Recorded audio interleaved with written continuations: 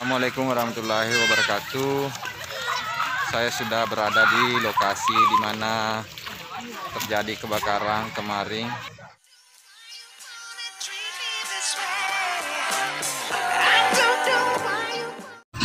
Selamat datang kembali di channel saya Hamzah Fitri. Jangan lupa like dan subscribe dan share ke sosial media yang kalian punya. Jangan lupa klik tombol loncengnya supaya tidak ketinggalan video berikutnya. Selamat menonton, enjoy.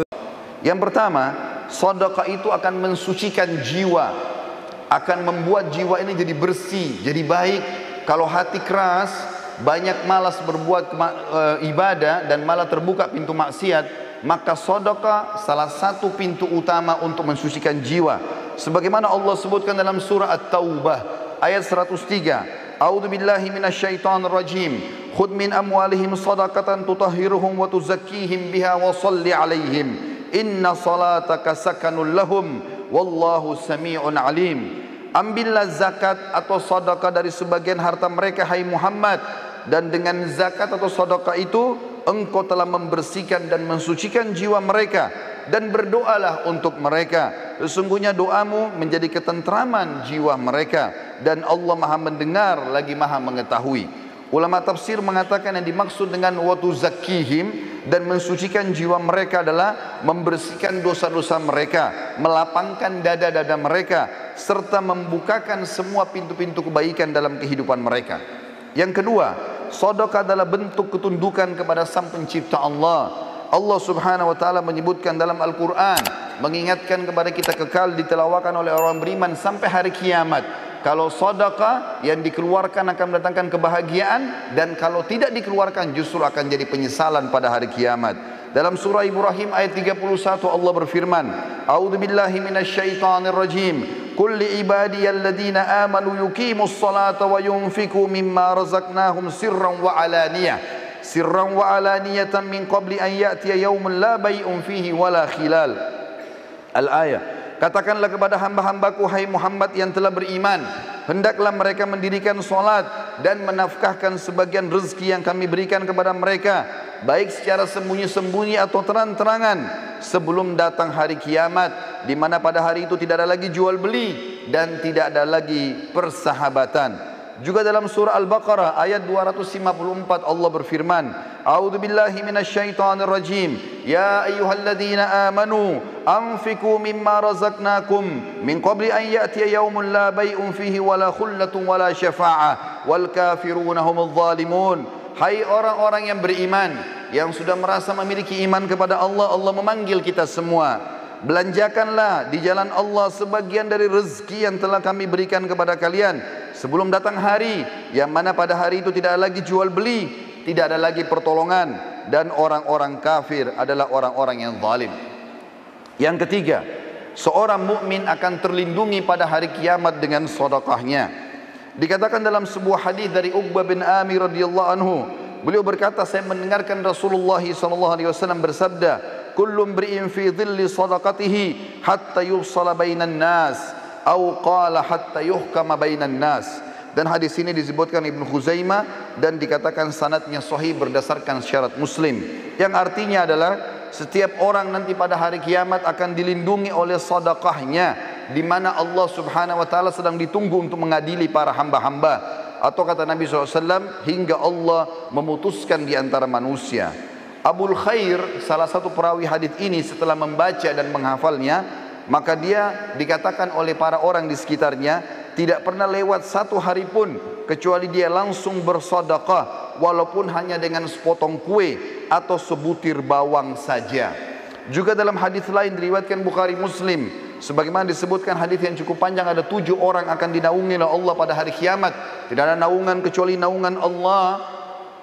Salah satunya adalah seseorang yang bersedekah dengan tangan kanannya sampai tangan kirinya tidak mengetahui. Artinya kalau tangan kiri tidak tahu, bagaimana dengan orang lain? Dia berusaha selalu bersedekah dan mengejar rahmat Allah dari situ. Yang keempat, sedekah akan menjauhkan dari musibah, cobaan, bahkan kematian buruk. Sebagaimana dijelaskan dalam sebuah hadis diriwayatkan Tabarani dalam kitab Al-Kabir dengan sanad hasan. Kata Rasulullah sallallahu alaihi wasallam, "Sana'iul ma'rufi taqiyu masari as-su' wa sadaqatus sirri tudfi'u ghadabur rabb wa silatur rahim tazidu fil umur. Perbuatan-perbuatan baik dan kepatuhan kepada Allah akan menghindarkan diri dari pintu-pintu keburukan. Sedekah yang tersembunyi akan memadamkan amarahnya Sang Pencipta Allah, dan menyambung tali silaturahim akan menambah umur. Di dalam hadis yang lain dari Anas bin Malik radhiyallahu anhu, bahwasanya Rasulullah sallallahu alaihi wasallam bersabda, "Innas sadaqata la tudfi'u ghadabur rabb wa tadfa'u an mitati su'." Ketahuilah bahwasanya sedekah dapat memadamkan amarahnya Sang Pencipta karena sudah melanggar, dan menghindarkan diri dari kematian yang buruk. Kata Ibnu Arabi Al-Maliki rahimahullah, hakikat daripada terhindar dari kematian buruk adalah kematian dalam kondisi bermaksiat. Sementara Al-Mubarakfuri rahimahullah mengatakan, Al-Iraqi berkata, secara zahir maksud kematian buruk ialah kematian yang mana Rasulullah SAW berlindung kepada Allah darinya, betapa atau berupa hancur, jatuh, tenggelam, kebakaran, tergoda syaitan pada saat sedang menghadapi sakaratil maut, atau terbunuh pada saat lari dari kancah peperangan, atau apapun yang merupakan penilaian manusia, itu adalah mati yang buruk.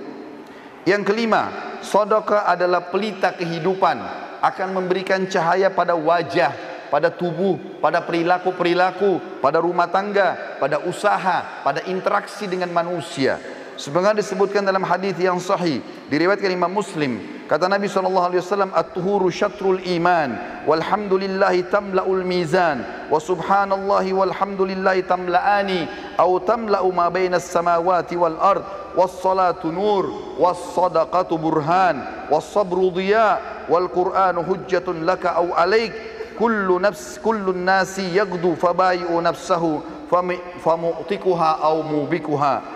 Bersuci itu adalah bagian daripada keimanan. Alhamdulillah kalau diucapkan akan memenuhi timbangan pada hari kiamat. Subhanallah dan Alhamdulillah memenuhi apa yang berada di antara langit dan bumi. Salat itu akan menjadi cahaya kehidupan, sementara sedekah akan menjadi pelita kehidupan. Sabar itu akan menjadi penolong, sedangkan Al-Quran bisa menjadi hujjah terhadapmu atau menjadi penolongmu. Apabila kau meninggalkannya maka dia akan menjadi hukuman bagimu, dan kalau kau mengamalkan isinya maka dia akan menyelamatkanmu. Setiap manusia berusaha untuk menjual dirinya dan menyelamatkannya. Di antara mereka ada yang membebaskan dirinya dengan kebaikan-kebaikan, dan ada yang menghancurkannya dengan kemaksiatan. Yang keenam, sedekah itu bisa menebus seorang muslim dari hukuman Sang Pencipta Allah. Sebagaimana disebutkan dalam sebuah hadis, kata Nabi SAW menceritakan tentang Nabi Yahya alaihissalam.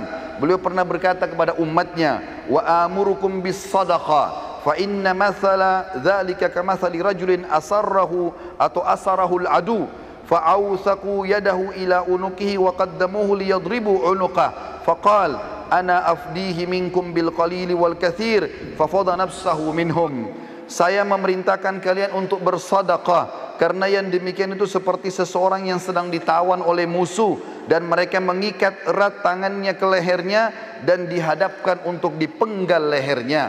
Kemudian dia pun berkata kepada orang-orang yang akan memenggalnya, "Saya menebus diriku dengan seluruh harta yang aku miliki." Akhirnya mereka pun melepaskannya.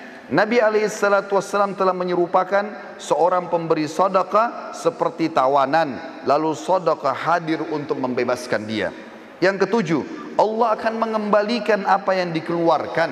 Sedikit dikeluarkan maka Allah akan berikan besar. Mengeluarkan satu kali sedekah apapun sifatnya, maka pada saat itu minimal balasan Allah 10 kali lipat, bahkan bisa sampai 700 kali lipat, dan kelipatan-kelipatan yang banyak.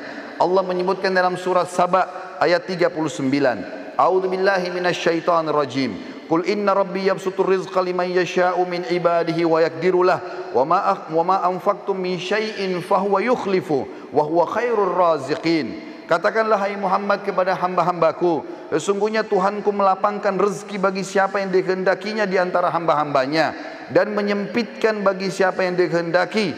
Tapi siapa yang ingin diluaskan rezekinya, maka bernafkahlah di jalan Allah, pasti Allah akan menggantikan, dan dia sebaik-baik pemberi rezeki.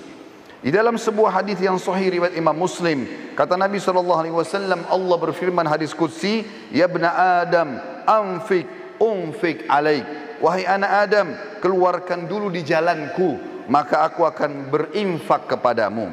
Juga dalam hadis yang lain, di mana Nabi SAW menyebutkan dalam hadis Bukhari Muslim, ma min yaumin yusbihul ibadu fihi illa wa malakani yanzilan, fayaqulu ahaduhuma Allahumma a'ti mumfikan khalafa, wa yaqulu al-akhar Allahumma a'ti mumsikan talafa. Tidaklah suatu hari lewat kecuali Allah menurunkan malaikat dua orang. Yang satu berkata, ya Allah, berilah ganti rezeki yang luas bagi orang yang berinfak. Dan yang satu lagi mengatakan, ya Allah, berikanlah kebinasaan dan kesempitan hidup bagi orang yang kikir. Yang kedelapan, pahala sedekah tidak pernah terputus dan akan terus dipanen oleh orangnya walaupun dia sudah meninggal dunia. Sebagaimana hadis yang masyhur diriwayatkan oleh Imam Muslim, kata Nabi SAW, idza mata ibnu Adam inqata amalu illa min thalath, sadaqatin jariyah au ilmin yuntafa'u bihi aw waladin salih yad'u lah. Apabila anak Adam meninggal dunia maka terputus segala sumber pahalanya kecuali dari tiga, sedekah jariyah. Berapa banyak teman-teman sekalian celengan masjid yang lewat depan kita yang sudah jelas-jelas dipakai untuk aktivitas kebaikan, tapi kita sia-siakan, bahkan kita berusaha untuk mencari uang yang paling kecil, padahal itu akan menjadi amal jariah buat kita. Mungkin untuk pembangunan, tempat kamar mandi, atau mungkin biaya untuk kegiatan-kegiatan agama. Berapa banyak yang kita bisa dapatkan, tapi orang sering melewatkan kotak-kotak amal tanpa memberikan sedekah. Berapa banyak orang miskin yang sudah minta depan matanya, maka syaitan membisikkan sambil mengatakan orang itu masih kuat, mungkin anak pinjaman atau apalah bahasa syaitan, dan dia masih bisa bernegosiasi dengan syaitan sehingga buku amalnya kosong dari sedekah pada hari itu. Padahal jelas-jelas itu akan menjadi penyebab bergulirnya pahala setelah dia meninggal. Atau ilmu yang bermanfaat, kata Nabi SAW, atau anak saleh yang mendoakan dia. Dan yang terakhir saudaraku seiman, yang kesembilan adalah sedekah akan menghapuskan dosa-dosa. Sebagaimana disebutkan dari Muadz bin Jabal radhiyallahu anhu, bahwasanya Nabi SAW bersabda dalam hadis sahih riwayat Tirmidzi, as-sadaqatu tudfi'ul khati'ah kama yudfi'ul ma'un nar. Ketahuilah sedekah akan menghapus kesalahan sebagaimana air memadamkan api. Nabi SAW adalah orang yang paling gemar bersedekah. Bahkan dalam riwayat dijelaskan kalau Nabi SAW tidak pernah menolak siapapun yang minta kepada beliau. Dari Jabir bin Abdullah radhiyallahu anhu beliau berkata, "Ma su'ila Rasulullah SAW syai'an qad faqala la." Tidak pernah Rasulullah SAW dimintai sesuatu lalu dia mengatakan tidak. Juga dari Anas bin Malik beliau berkata, "Masu'ila Rasulullah SAW alal islami syai'an illa a'tah, wa laqad ja'ahu rajulun fa'atahu ghanaman baina jabalaini, faraja ila qaumi faqala ya qaum aslimu fa inna Muhammadan yu'ti ata'an la yakhshal faqr." Tidaklah Rasulullah SAW dimintai sesuatu kecuali pasti beliau selalu memberi. Bahkan beliau pernah memberi seseorang yang belum masuk Islam, ada domba yang berada di antara dua gunung, sampai akhirnya dia pulang ke kaumnya lalu mengatakan, "Hai kaumku, masuklah kalian ke dalam Islam karena Muhammad memberikan pemberian yang tidak akan pernah membuat kita miskin." Bahkan Nabi SAW mengajarkan para istri beliau. Di antaranya beliau berkata kepada Aisyah pada saat sudah menyembelih seekor domba, lalu beliau bertanya waktu sudah disuruh bagi-bagikan, kata Nabi SAW, "Bagilah." Maka Nabi SAW balik setelah itu bertanya kepada Aisyah, "Ma baqiya minha?" Apa yang tersisa darinya hai Aisyah? Qalat, maka Aisyah berkata radhiyallahu anha, "Ma baqiya minha illa katifuha." Tidak tersisa lagi ya Rasulullah kecuali bagian lengannya saja, dan itu pun saya siapkan untuk anda.